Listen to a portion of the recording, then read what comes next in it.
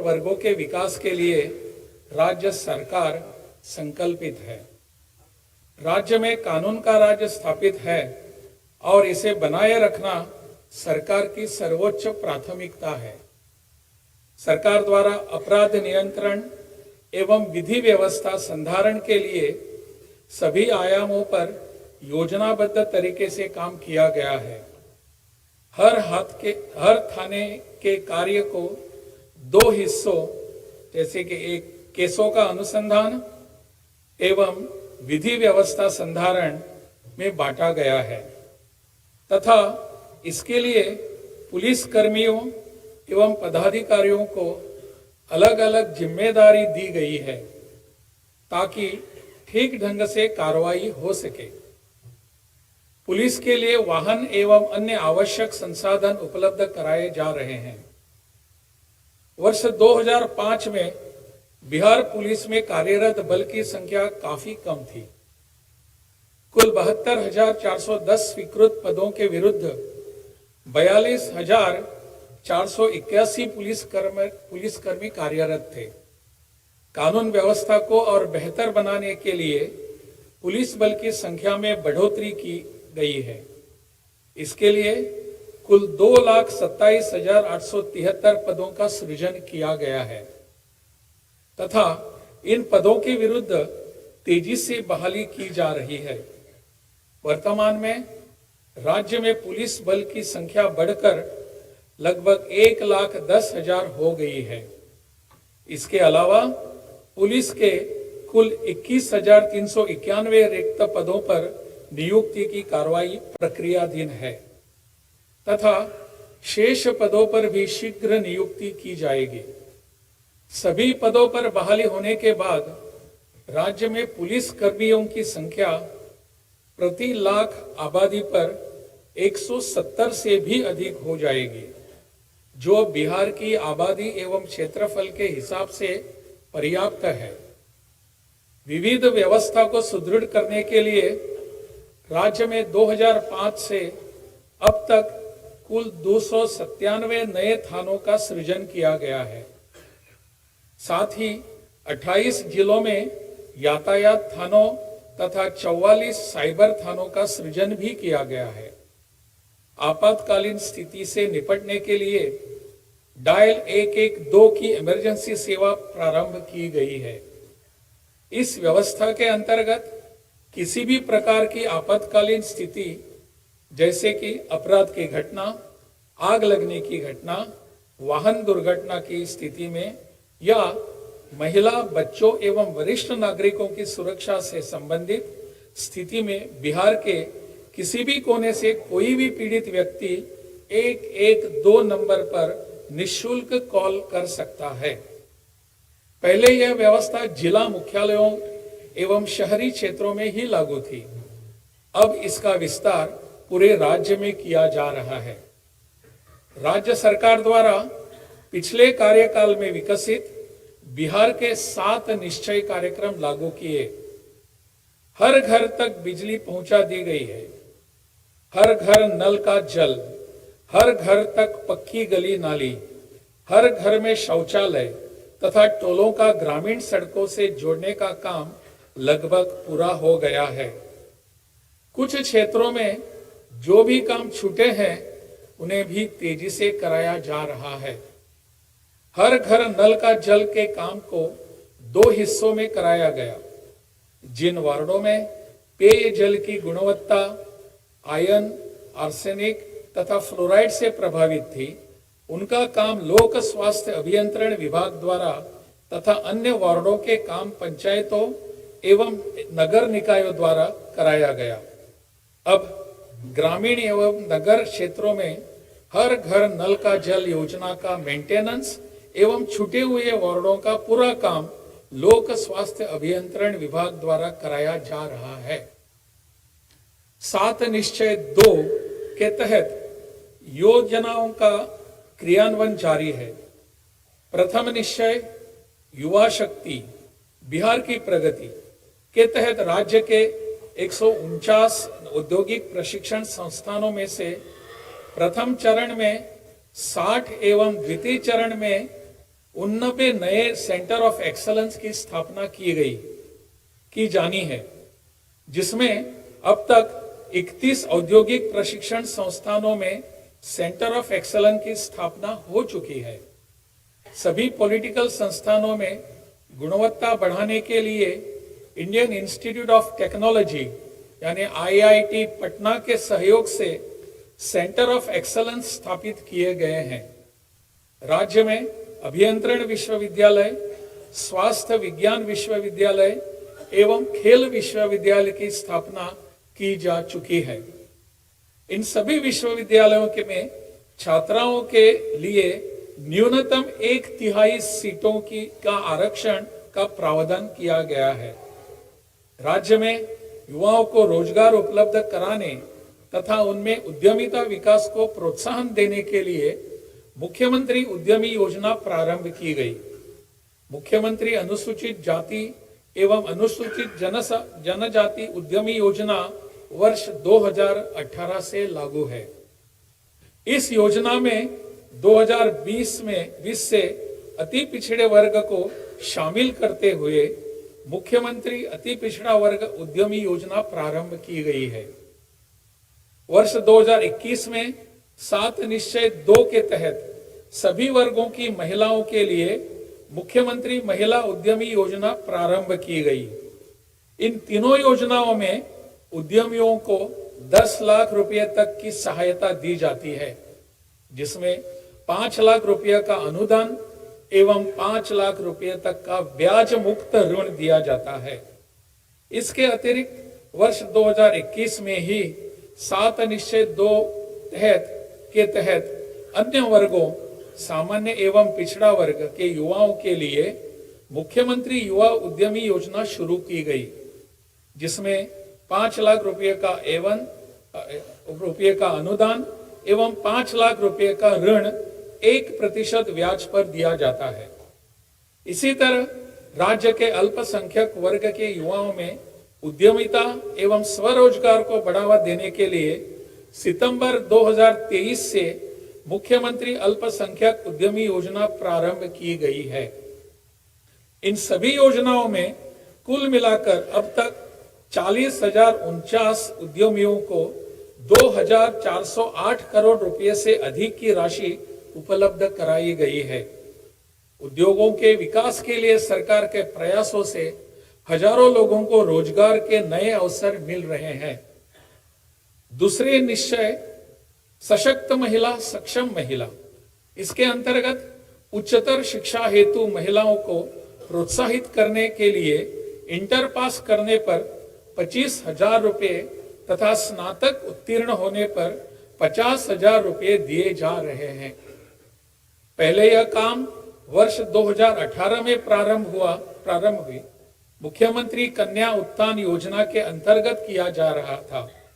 उस समय इस योजना के अंतर्गत इंटर पास करने पर 10,000 रुपये तथा स्नातक उत्तीर्ण होने पर 25,000 रुपये की राशि दी जाती थी, जिसे अब 7 निश्चय 2 के तहत 2021 से बढ़ाकर क्रमशः 25,000 रुपये एवं 50,000 रुपये कर दिया गया है। अब तक इंटर पास 12 लाख से अधिक छात्राओं को तथा स्नातक उत्तीर्ण 1,60,000 से अधिक छात्राओं को आर्थिक सहायता दी जा चुकी है। साथ ही 7 निश्चय 2 के अंतर्गत शुरू की गई मुख्यमंत्री महिला उद्यमी योजना के तहत 6,753 महिलाओं को लाभ मिला है। सरकार के तीसरे निश्चय हर खेत तक सिंचाई का पानी, इसके अंतर्गत तकनीकी सर्वेक्षण कर 29,952 योजनाओं का चयन किया गया है एवं 4 विभागों तथा जल संसाधन विभाग, लघु जल संसाधन विभाग, ग्रामीण विकास विभाग और कृषि विभाग द्वारा इस काम को कराया जा रहा है। अब तक जल संसाधन विभाग द्वारा 666, लघु जल संसाधन विभाग द्वारा सतही जल से सिंचाई की 306, कृषि विभाग द्वारा 880 तथा ग्रामीण विकास विभाग द्वारा 187 योजनाएं पूर्ण की जा चुकी हैं। इन योजनाओं से 2,75,000 हेक्टेयर से भी अधिक क्षेत्र में अतिरिक्त सिंचाई क्षमता का सृजन हुआ है। इस काम को तेजी से कराया जा रहा है। सरकार के चौथे निश्चय स्वच्छ गांव समृद्ध गांव के अंतर्गत ग्रामीण क्षेत्रों में सोलर स्ट्रीट लाइट लगाने का काम चल रहा है। सभी पंचायतों के प्रत्येक वार्ड में औसतन 10-10 सोलर स्ट्रीट लाइट के अलावा हर पंचायत में 10 अतिरिक्त सोलर लाइट की व्यवस्था की गई है, जिनका उपयोग उस पंचायत के बड़े वार्डों तथा अन्य सार्वजनिक स्थलों जैसे कि स्कूल, स्वास्थ्य केंद्र, पंचायत सरकार भवन आदि के लिए किया जा सकेगा। सोलर स्ट्रीट लाइट से गांव में रात भर रोशनी मिलती रहेगी। कई वार्डों में सोलर स्ट्रीट लाइट का काम पूरा हो गया है और अगले वर्ष के अंत तक सभी वार्डों में काम पूरा किया जाएगा। सरकार के 5वें निश्चय स्वस्थ शहर विकसित शहर के अंतर्गत 122 नगर निकायों में ठोस एवं तरल अपशिष्ट प्रबंधन की व्यवस्था पूरी हो गई है तथा 261 नगर निकायों में यह व्यवस्था की जा रही है। मोक्षधाम योजना के अंतर्गत जिला मुख्यालयों एवं महत्वपूर्ण नदी घाटों के आसपास एक अभिभावक एवं 6 वर्ष के कम उम्र के बच्चों के साथ मां एक अभिभावक के लिए 10,000 रुपए प्रति व्यक्ति दर से सहायता राशि दी जाती है। अब पटना के इंदिरा गांधी हृदय रोग संस्थान एवं इंदिरा गांधी आयुर्विज्ञान संस्थान में भी ऐसे बच्चों को यही चिकित्सीय सुविधा उपलब्ध कराई जा रही है। इस योजना के अंतर्गत अब तक 1,134 बच्चों का सफल इलाज किया गया है, जिसमें सत्य साई अस्पताल में 888, IGIC में 218 तथा IGIMS में 29 बच्चों का इलाज किया जा चुका है। वर्ष 2008 से ही राज्य में कृषि रोड मैप बनाकर कृषि विकास कार्यक्रम चलाए गए, जिससे फसलों, फलों एवं सब्जियों के उत्पादन और उत्पादकता में वृद्धि हुई। राज्य में धान, गेहूं एवं मकई की उत्पादकता पहले के मुकाबले लगभग दुगनी हो गई है। साथ ही दूध, अंडा, मांस एवं मछली उत्पादन में काफी वृद्धि आई है। मछली का उत्पादन 2.5 गुना से अधिक हो गया है, जिससे मछली के उत्पादन में बिहार लगभग आत्मनिर्भर हो चुका है। वर्तमान में चौथे कृषि रोड मैप का क्रियान्वयन शुरू हो चुका है, जिसमें कृषि प्रक्षेत्र के समग्र विकास हेतु लगभग 1,62,000 करोड़ रुपयों की स्वीकृति दी गई है। भारत की माननीय राष्ट्रपति श्रीमती द्रौपदी मुर्मू जी के कर कमलों से 18 अक्टूबर 2023 को पटना में चतुर्थ कृषि रोड मैप का शुभारंभ किया गया। साथ ही किसानों को कृषि उत्पादों को बाजार की सुविधा एवं वाजिब मूल्य उपलब्ध कराने के उद्देश्य से राज्य के 21 बाजार प्रांगणों के आधुनिकीकरण एवं समुचित विकास के लिए कुल 1,289 करोड़ रुपए की लागत से योजनाओं का कार्यान्वयन किया जा रहा है।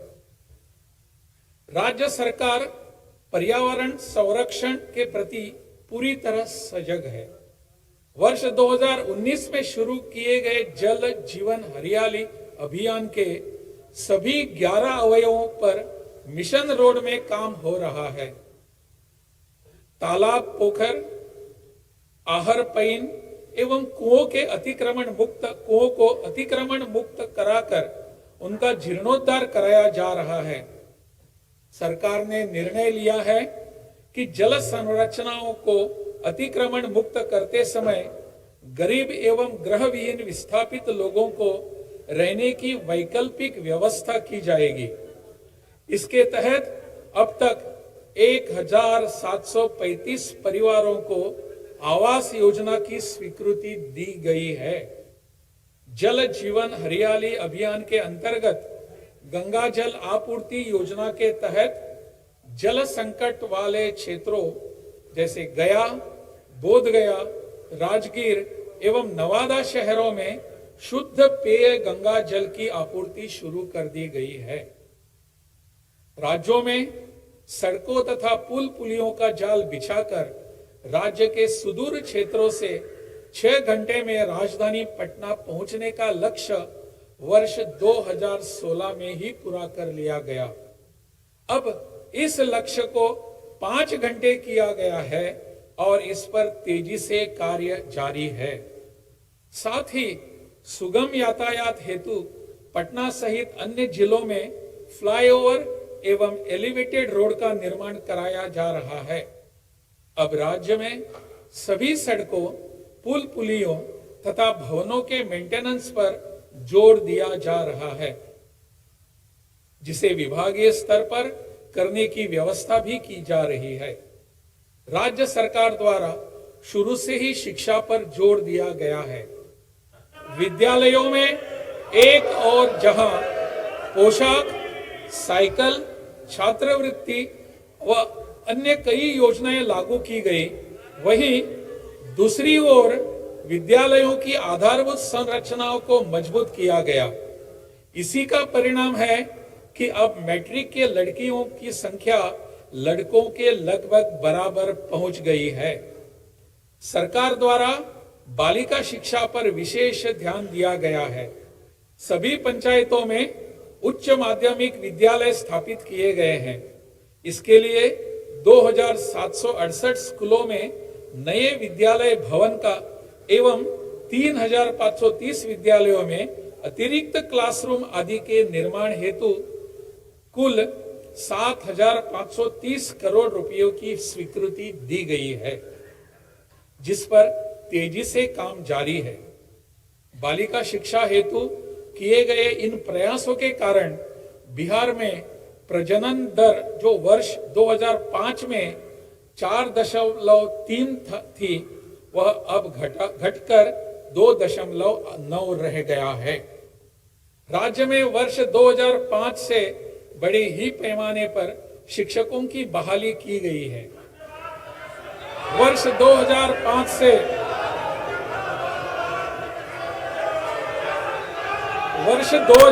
से जून 2002 तक लगभग 3,68,000 शिक्षकों की नियुक्ति की गई है। इसी क्रम में हाल ही में राज्य सरकार द्वारा 2,20,000 से अधिक सरकारी शिक्षकों की और बहाली की गई है। इस शिक्षक बहाली से बिहार का शिक्षक छात्र अनुपात राष्ट्रीय औसत के बराबर पहुंच गया है। साथ ही लगभग 87,000 पदों पर शीघ्र ही बहाली प्रस्तावित है।